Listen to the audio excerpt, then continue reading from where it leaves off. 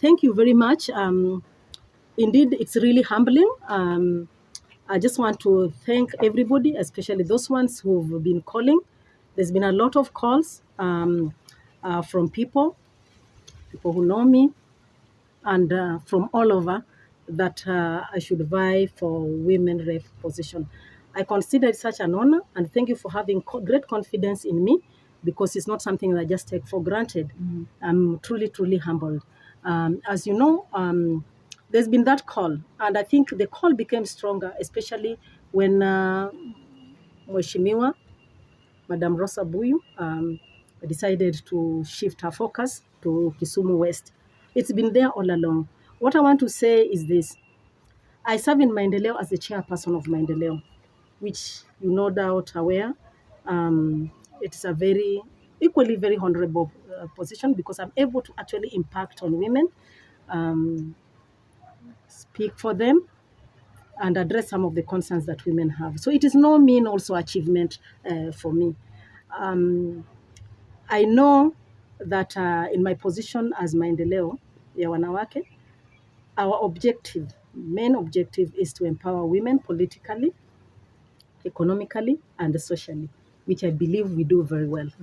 And I can give a case in place is Mama Rosa Buyu. Mama Rosa Buyu is one of my members.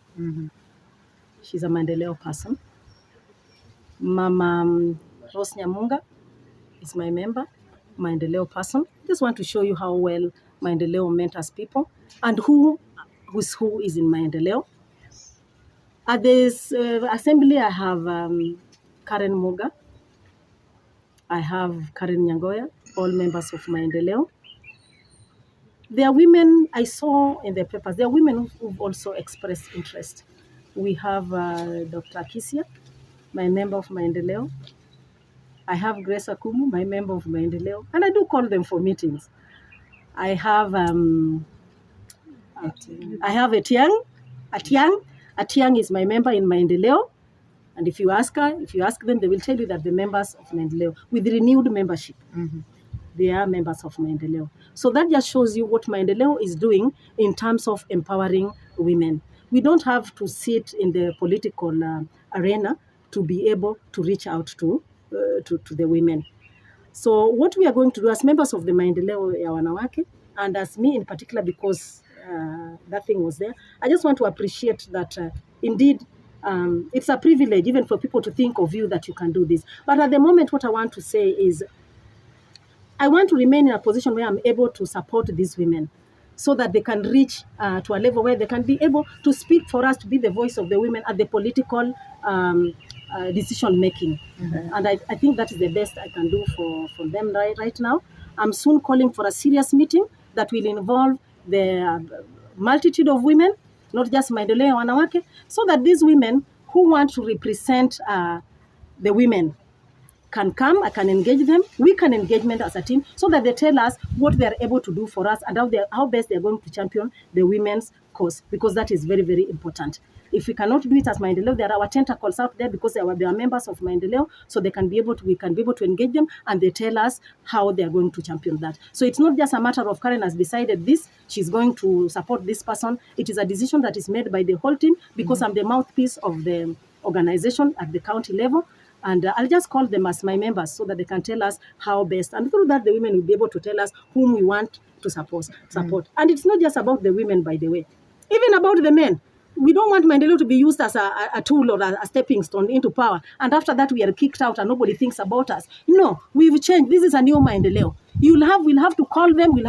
Even the men, they'll tell us what they want to do for us before we can declare that we want to support them. Because we're not just going to support people blindly. We want to know how they're going, not supporting us as Maendeleo, but the women folk, the women in this county, because we want a change and we are ripe for change. So I think that is another thing that I also want to declare. It's when we're talking about, I think I'm just responding to something somebody had asked me. It is not just about women rep position. Women rep position is not about representing the women. It is a county position like any other county and any other position. So we don't want it to be demeaned like representing women. So when I'm here, well, I'm representing women and men, but as women rep, we are representing both.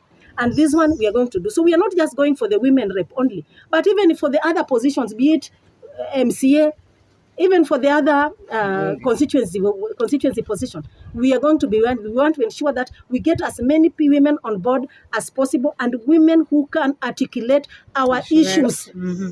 We want women who can articulate our issues. And this time, we are not just talking about, people keep on talking about 2/3. It's no longer 2/3. We went beyond that. We are 50-50. Mm-hmm. Yes. Mm-hmm. There is no reason why we should confine ourselves to 2/3. We are 50-50. And we are going to revive it. So let nobody come here and tell us that, oh, we are going to have the 2/3. It is no longer 2/3, 50-50. We are equal partners in this. And for as long as the woman is down, there is no way you can say that it's a developed society. A society that is developed, women and men are at par.